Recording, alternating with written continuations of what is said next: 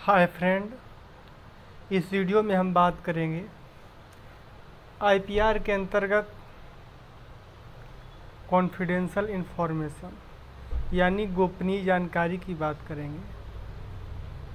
गोपनीय जानकारी का अर्थ आमतौर पर ऐसी जानकारी से है जो जनता के लिए या सार्वजनिक डोमेन में ज्ञात नहीं है, अर्थात वह जनता के लिए नहीं है लेकिन उस कंपनी या व्यक्ति के लिए निजी है जिसके पास वह गोपनीय जानकारी है। मतलब वह उस व्यक्ति के लिए उस व्यक्ति की निजी जानकारी है जिसके पास वह है।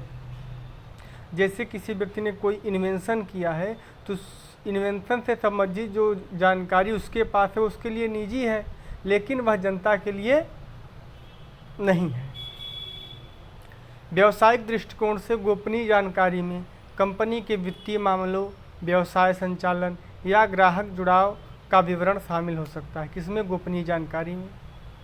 एक प्रमुख प्रकार की गोपनीय जानकारी कंपनी का व्यापार रहस्य हो सकता है। जैसे किसी कंपनी की जो प्रमुख जानकारी है, जो सीक्रेट इंफॉर्मेशन है, वह व्यापार रहस्य, ट्रेड सीक्रेट हो सकता है। जैसे निर्माण की एक विधि, जैसे किसी चीज़ बनाने की, जैसे पार्ले जी बनाने का जो फार्मूला है या तकनीक है, वह उसका क्या हो गया, ट्रेड सीक्रेट भी हो सकता है और कॉन्फिडेंशियल इन्फॉर्मेशन भी हो सकता है। तो ऐसी चीज़ें जैसे निर्माण की एक विधि या तकनीक जो कंपनी को अन्य प्रतिस्पर्धियों मतलब अन्य कंपनियों पर बढ़त देती है, इसे क्या कहते हैं? Confidential information.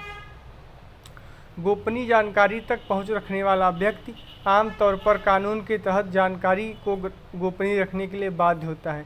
जैसे किसी व्यक्ति के पास गोपनीय जानकारी है तो वह ऐसी जानकारी को अपने गोपनीय ही रखने के लिए बाध्य है, वह उसे खोले ना, और अगर आमतौर पर तीसरे पक्ष को जानकारी का खुलासा नहीं कर सकता।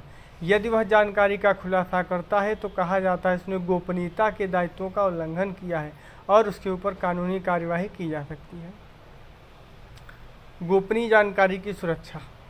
गोपनीय जानकारी के लिए कोई पंजीकरण प्रक्रिया नहीं है और न ही कोई समय सीमा है जिसके भीतर गोपनीय जानकारी सुरक्षित है।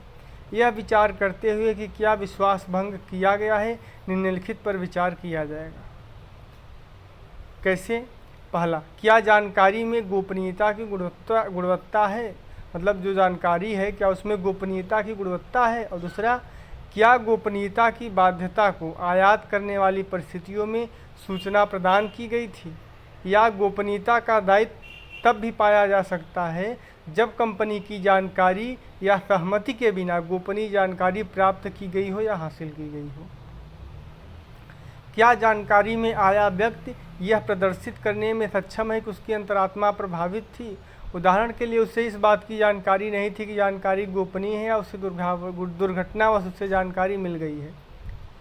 गोपनीय जानकारी क्या हो सकती है? इसमें कॉपीराइट की गई सामग्री जैसे निर्देश, मैनुअल, कंप्यूटर, सॉफ्टवेयर, डेटाबेस आदि सब शामिल हैं। इनको गोपनीय जानकारी और कॉपीराइट दोनों कानून के द्वारा संरक्षित किया जाएगा। उदाहरण के लिए कंप्यूटर सॉफ्टवेयर डेवलपर, अंतर्निहित सॉफ्टवेयर आर्किटेक्चर, इसके लिए एल्गोरिथम और स्रोत कोड दोनों को गोपनीय जानकारी रखते हुए इनका व्यवसायीकरण कर सकता है। थैंक यू दोस्तों, आप समझ गए होंगे गोपनीय जानकारी क्या है।